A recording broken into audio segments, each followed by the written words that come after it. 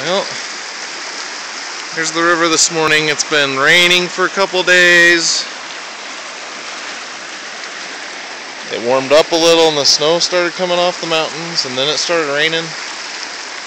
And we're running quite a bit fuller.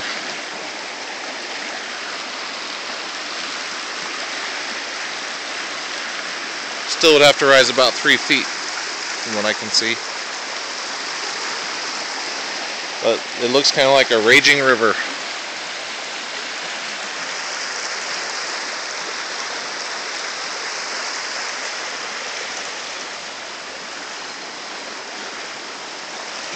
I would say I'm 3 feet above the water right now,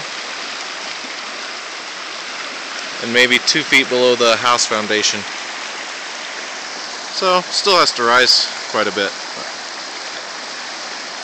to cause any problems. But there's a picture of the other bank.